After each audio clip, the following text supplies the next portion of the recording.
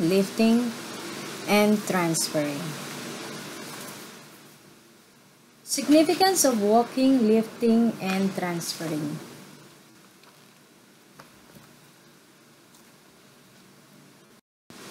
Significance of walking, lifting, and transferring. Number 1. Significance of walking, lifting, and transferring in nursing care. The field of activities of person broadens by moving around. A life with wide field of activities helps maintain and improve the physical condition and psychological function of the individual. In the scene of daily living, people move to the place where they do the activity, such as to take a meal in the dining room, go to the toilet to empty their bowels, and take bath in the bathroom. Thus, moving from one place to another is related to every activity of daily living. Relationship of ADL and IADL. IADL, instrumental activities of daily living. For example, we have cooking, cleaning, going to the bank, and talking to the phone, and transportation. We have activities of daily living. This is the regular activity like going to the toilet, changing clothes, eating, taking a bath, brushing the teeth, and walking. Explanation of terminology. ADL, activities of daily living, and IADL, instrumental activities of daily living. ADL is a series of physical activities a person performs to live independently. ADL includes walking, eating, dressing, toileting, bathing. ADL is a person's ability necessary to maintain living at home and the community. IADL includes managing, finance, shopping, doing laundry, using transportation, services, and using communication equipment. Mechanism of mind and body related to walking, lifting, and transferring. Regions of the body related to walking, lifting, and transferring. Regions, various muscle and joints are involved in walking, lifting, and transferring. Main region of the body related to walking, lifting, and transferring. We have the head, neck. We have the chest, the shoulder, the arms, the abdomen. We have the elbow, we have the wrist, we have the legs. We have the knee, ankle, we have the palm. We have the back, lower back, back of the hand. We have the buttocks, the heel, and sole of the feet. Positions. The position can be divided into upright position, standing position, seated position, sitting position, and lying, or decubitus position. Standing position, standing erect. Sitting position, position in which a person sits on the edge of the bed with his or her legs down. Chair sitting position, long sitting position, sitting on the bed while the legs is straight. Semi-sitting position or Fowler's position. We have decubitus position. In decubitus position, we have supine position or dorsal position. We have lateral position or side-lying position. We have the prone position or facing down. Comfortable position, we have number 3, comfortable position. We have a comfortable supine position. This is the most suitable or most stable position, which is the supine position facing up. Comfortable right lateral position facing side. Place a pillow in the right in front of the chest. Place another pillow between the lower limbs under the right back, under the right foot. Comfortable semi-sitting position. This is the Fowler's position. Operate gauge bed to raise both leg limbs. It is not adjustable. If it's not adjustable bed, place a pillow or bolster under both knees. Explanation of terminology. Senoki. Take the user's back of bed once of the bed once after raising his or her upper body. This procedure is called senoki, which will help prevent occurrence of pressure ulcer.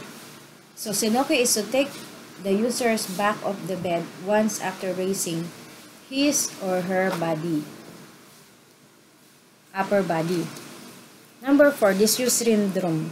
Disused syndrome refers to various psychological and physiological states caused by staying in bed for a long time and long-term inactivity. So, reduction in the blood pressure control function is the orthostatic hypotension. Reduction in blood pressure control function.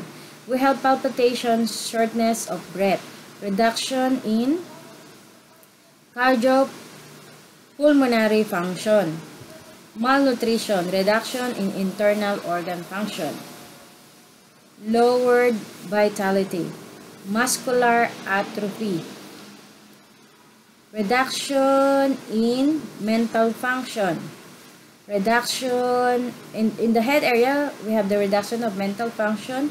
We also have the reduction of sensory function.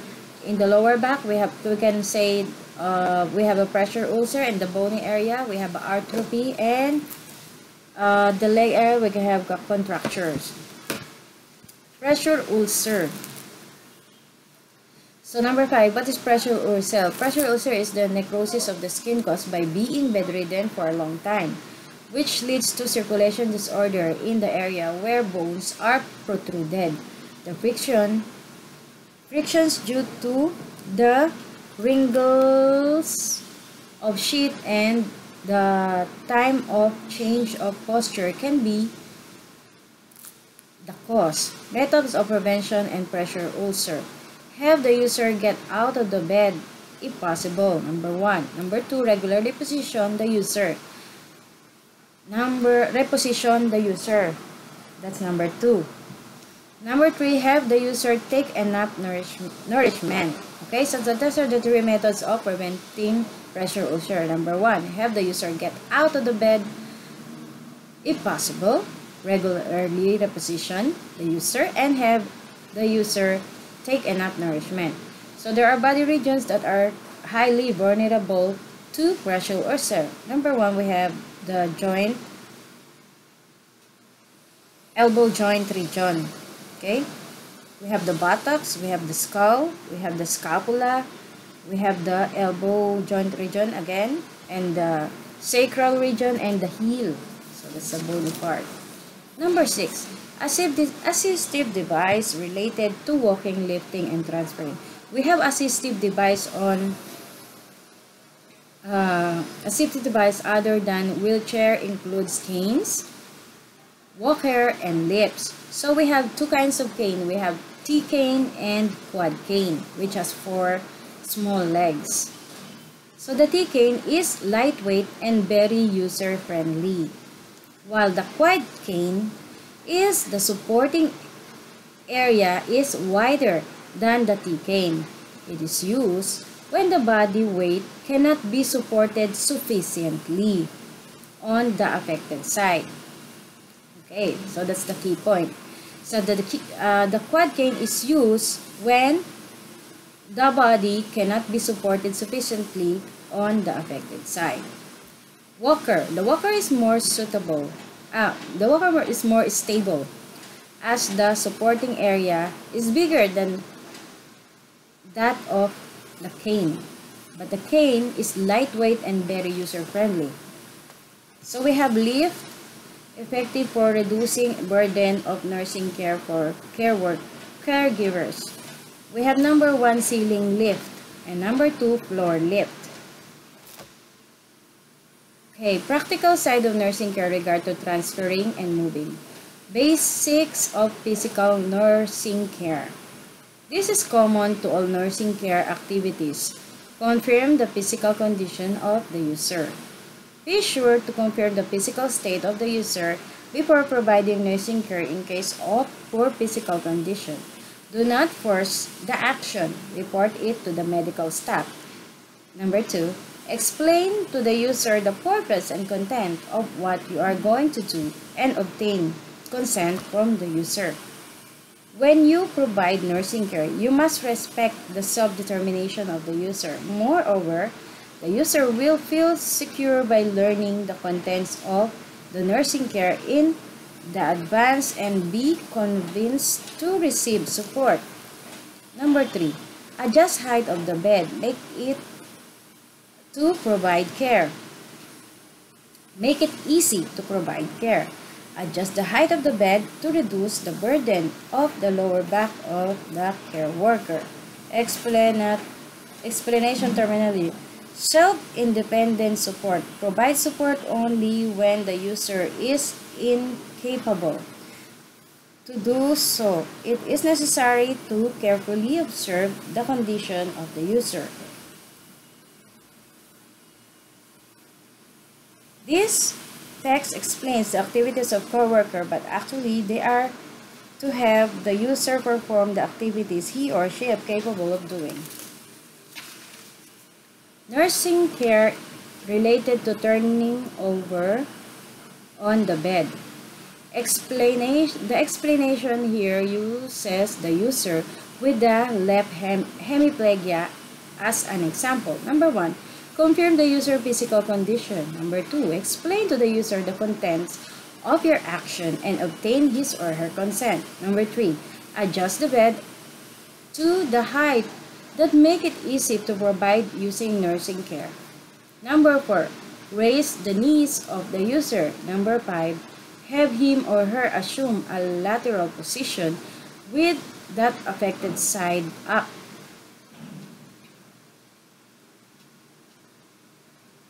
Okay. Have him or her assume a lateral position with the affected side up. Tap the user's arm and legs closer to the center of his or her body to make the base support smaller. Move the lower back of the user toward other side of the bed. This will make the lateral position more stable. Move the legs of the user to a more comfortable position. A wider base of support helps stabilize the posture. Nursing care related to getting up from right lateral position to a sitting position on the edge of the bed with his or her legs down. Confirm the physical condition of the user. Number 2, explain the user the purpose of contents and your action and obtain consent from the user. Adjust the height of the bed so that the soles of the users are on the floor of the room when he or she sits on the edge of the bed with his or her legs down. Assist the user as a lateral position with the affected side up. Move the legs of the user to the edge of the bed. Get the legs of the user off the bed and to the floor. Ask him or her to push with his or her right elbow. Assist him with her to raise the upper body. Confirm how the user is feeling and how his or her physical condition is. Confirm that both of his or her soles are on the floor. This will stabilize the sitting posture. Nursing care related to standing up from a sitting position on the edge of the bed with his or her legs down on the standing position. Confirm the physical condition of the user. Explain the user the purpose of the contents of your action and obtain consent from him or her. Ask him or her to keep sitting but closer to the edge of the bed. The care worker positioning him or himself by the affected side of the user moves the foot of an affected side nearer toward the bed. This is to put the weight on the user's leg of the unaffected side when he or she stands up. The care worker provides support so that the knees of the affected side will not buckle. Have the user stand up with his or her upper body sufficiently bent. This is to prevent the user from falling on the affected side. Confirm how the user is feeling and how his or her condition is. Explanation of terminology. Knee buckling. Knee buckling refers to the sudden giving way of the knee while assuming a standing position or walking, which can cause falls.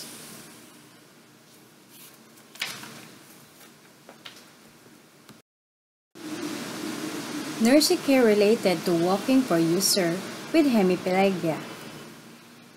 Walking with a cane.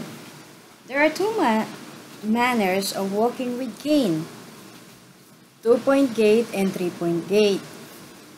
Comparison of 2-point gait and 3-point gait. Walking. Order of putting one foot forward. Stability. 2-point gait. 3-point gait. So for the 2-point gait, cane, the affected side and the affected side. That is number 1. And the next is unaffected side. So sa 2-point gait, the cane together with the affected side, and next is the unaffected side. Again, cane with the affected side, and next, number 2 is unaffected side. Okay. 3-point gait. Number 1, first cane, and next is the affected side, and number 3 is unaffected side. Repeat. 3-point gait. 1 is the cane, second is the affected side, and third is unaffected side. While in the 2-point gait, cane and the affected side is together, the first, and the second is the unaffected side. In the 2-point gait, the stability is low. And the 3-point gait, the stability is high.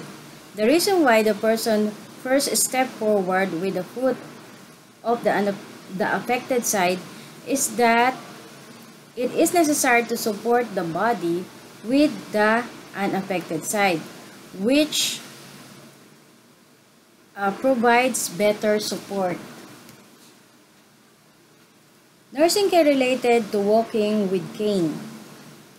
The care worker stands by the affected side, the user toward his or her back, and supports the upper body. The lower back of the user is as needed.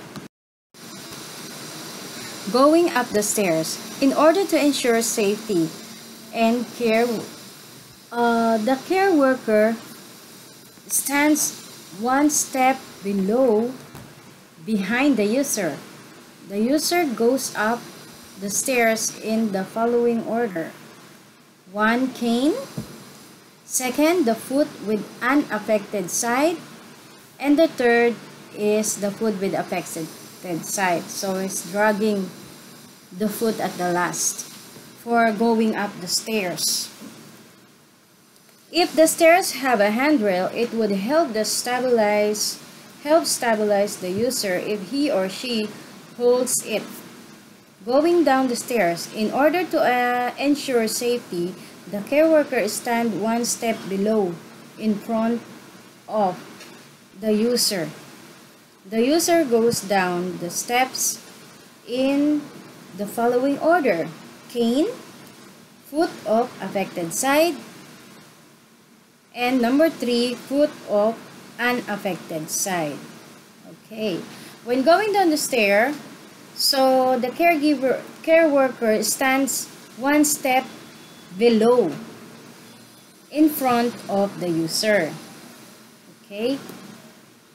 So, mas nauuna siya kapag pababa. The user goes down the step in the following order: tungkod, and susunod yung foot with affected side, and lastly, foot with unaffected side. So, yung pagbaba niya, yung panghuli yung unaffected side kasi need to support the back on going down. Okay. Number 6, nursing care related to walking for user with visual impairment. The walking speed should be adapted to suit the pace of the user. When the situation change due to steps, level difference, corners, etc., explain it in advance by taking him or her basic posture of to adapt while guiding the user. So yung user nakakapit siya sa arms ni caregiver. Okay, and may hawak siyang tungkod. Okay, para ma-feel niya yung dadaanan niya. Yan yung for sa visual impairment. So, we have a nursing care using a wheelchair. Okay?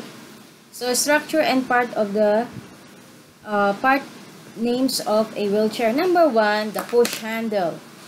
You have the auxiliary brake. And then, we have the driving wheel. So, yung gulong. Or the rear wheel. We had the hand rim. Ito yung sabay banda sa may looban ng gulong. And then we have parking brake. Okay, so dito ba sa may bandang upuan na yan. So may dalawa tayong brake, auxiliary brake, doon sa kamay nung push handle, tsaka yung parking brake, doon sa may upuan ng wheelchair. We have a tipping bar. So yung tipping bar, ito yung bakal sa ilalim ng wheelchair. Caster wheel. Ito yung maliit na gulong sa unahan ng wheelchair. And then we have the back support. So the back support and backrest. Back support, yung sa upuan, yung inaanan ng likod.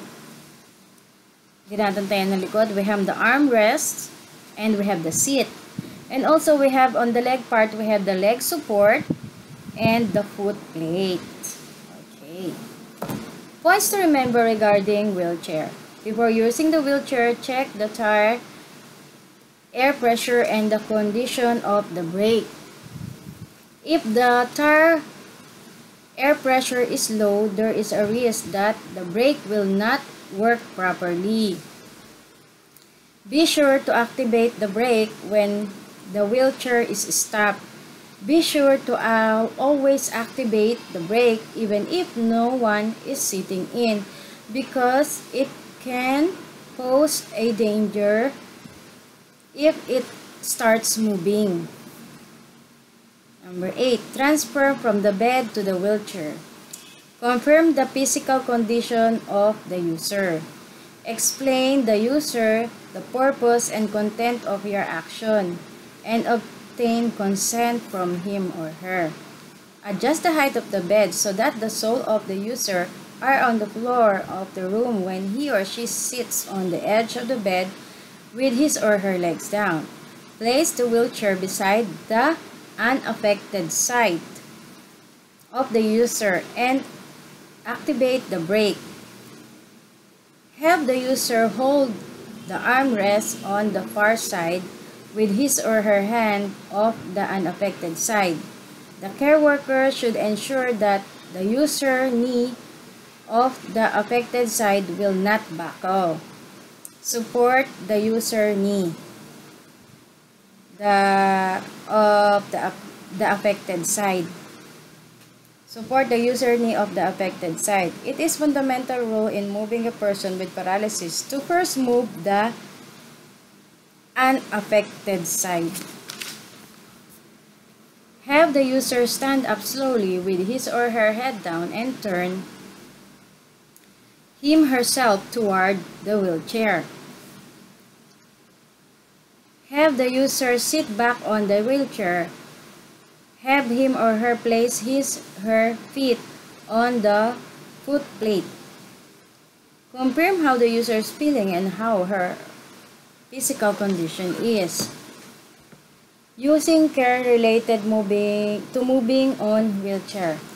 Confirm the physical condition of the user. Explain to the user the purpose and content of your action and obtain consent from him or her. Place the user feet on the foot plate. Be careful to ensure that the hands of the user will not be caught in the driving wheels. Deactivate the brake. Tell the user that the wheelchair will be moving and then start pushing the wheelchair. The hand on arm of the affected side should be positioned inside the armrest. The user should hold the armrest with hand of unaffected side. The feet should be placed on the foot plate. Going up step. Stop right before the step, then and tell the user that he or she will be going up a step. Pull the push handles diagonally downward. And the care worker should firmly press the tipping bar with his or her foot. Place the caster wheel on the step slowly and then the driving wheels. Going down steps. Stop right before the step and tell the user that he or she will going down the step. Have a wheelchair face backward and put the driving wheels gently down. So, yung driving wheels, yun yung malaking gulong. Caster wheel is the small wheel. Pull the push handle diagonally down. The care worker should firmly press the tipping bar with his or her foot. Pull the driving wheel sufficiently and slowly. Put the caster wheel down. Going down a slope. When going down a steep slope, tell the user that you will pull the wheelchair backwards. Confirm that the direction behind you is safe. The care worker should stand with one foot in front of the other. Proceed with the wheelchair facing backward. Going down slope with the wheelchair facing backward is to prevent the user from sliding out the wheelchair. Nursing care at meal times. So, significance of meals. A meal is an occasion when we eat food using our mouth. We nourish our bodies to remain active and maintain our lives. Eating foods orally and tasting it in our mouth will stimulate the cerebrum and help establish the rhythm of life. Eating is one of the joys of life. It is an opportunity for communication to build the human relation.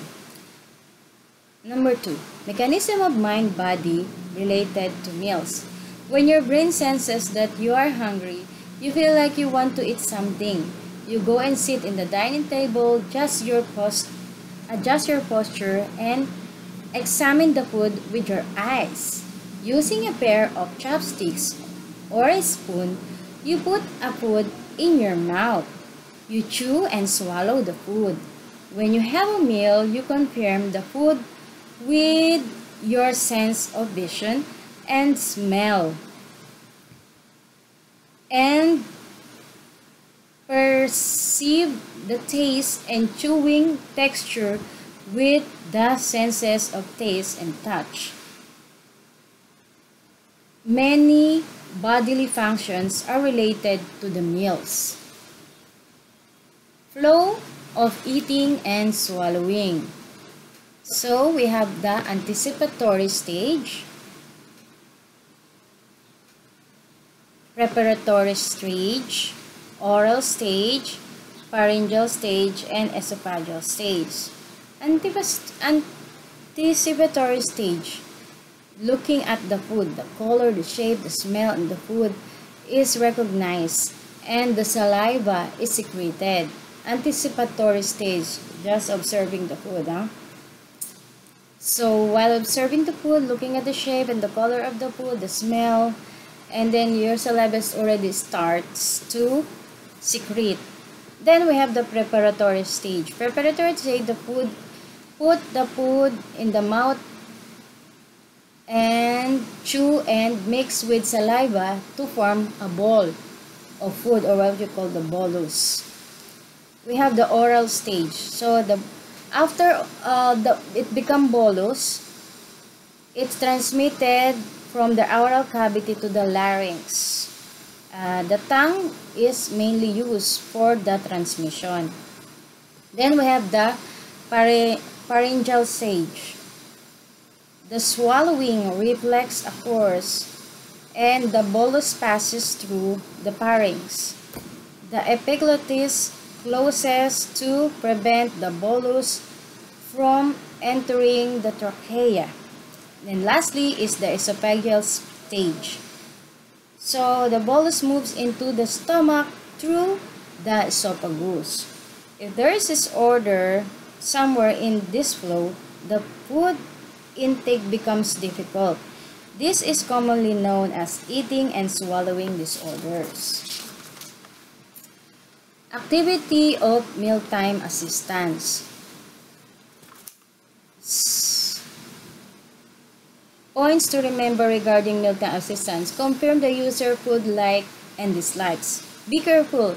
There are many things the user must not eat during the treatment of his or her disease or due to allergy.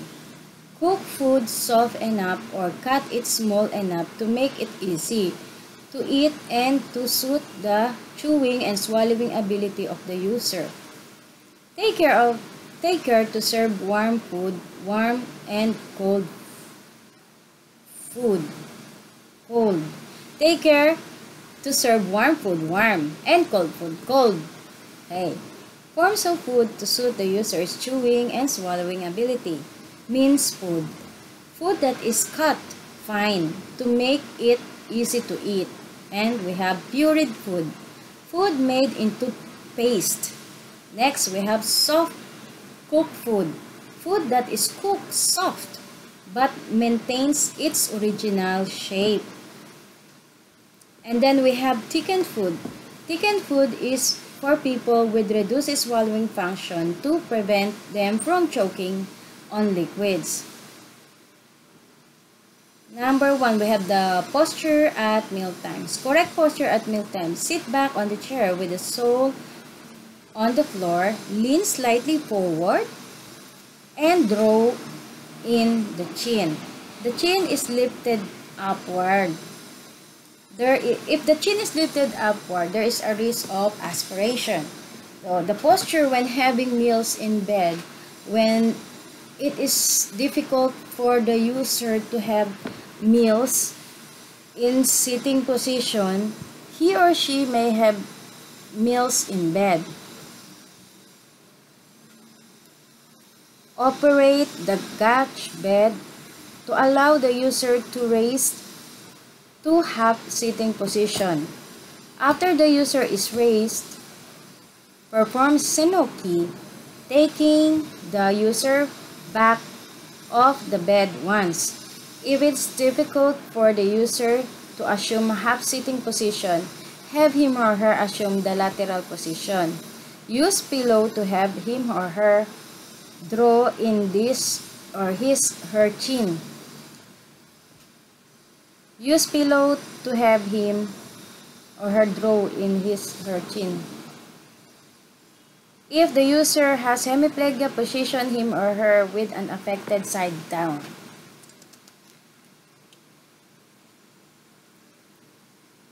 Hemiplegia, unaffected side down. Okay. When eating, affected side down. When changing clothes, affected side up. So in mealtime, we have tools. We have easy to hold fork and spoon. We have chopstick with spring. We have easy to hold Tupperware. We have a bendable fork and spoon. And we have a strap-on spoon holder, cup with handle, and easy to scoop food dish. And non-slip face mat. Actuality of mealtime assistant. Confirm the physical condition of the user. Explain to the user the purpose and contents of the actions and obtain consent from him or her. Clean the user's hand. Bring the user to the table and have him or her sit on the chair. The care worker confirms in advance if there are things the user must not eat during the treatment of his or her disease or due to allergies. Place the meal right in front of the user to make it visible for him or her. The care worker should sit by the side of the user, dominant arm or diagonally in front of the unaffected side. Next, position of care worker. So the position of the care worker on the side of the user. The care worker should sit on the side of the user's dominant arm or diagonally in front of the unaffected side. So explain the menu. Have the user first drink the liquids such as tea or soup. Moisten the inside of the mouth first. Moisten the inside of the mouth. Assist the user to have the meal in accordance with the user's pace. The care worker should assist the user sitting and establishing eye contact on the same level. Adjust the pace of placing a mouthful of food into the user's mouth by asking or observing him or her. If the user has paralysis, place the food in the corner of his or her mouth from the unaffected side. Do not talk to the user while he or she is chewing to prevent aspiration. Confirm that he or she is chewing with his or her chin drawn in. When you assist using spoon, pull the spoon in front of the mouth horizontally. If you are standing while assisting the user with meals, the chin of the user is lifted up, which will increase the risk of aspiration. This is because if you pull the spoon upward, the user's neck also goes upward. Ask the user to confirm that he or she is done with the meal. Confirm no food is remaining in the mouth. Ensure that the user takes care of the oral cavity, gargling throat, brushing teeth, clean the dentures. Have the user maintain a sitting position for about 30 minutes after meals to prevent aspiration pneumonia. Points to remember regarding mealtime assistance. Observe if the user has any problem regarding the pace of eating, posture, eating actions, and how she or he chews and swallows. Bring the food to the user's mouth as the user's desire. For the user with visual impairment, use the clock position method, a method to describe the position of the object based on the direction in which the hour hand of a clock is pointing at certain time of the day. Moreover, explain whether the food is hot or cold and how it is seasoned. Example of clock position: 12 o'clock, 1 o'clock. The salmon is in 2 o'clock. We have 3 o'clock, 4 o'clock, 5 o'clock, 6 o'clock, 7 o'clock, 8 o'clock, 9 o'clock, 10 o'clock, 11 o'clock. The chopsticks are at the 6 o'clock position. So, okay.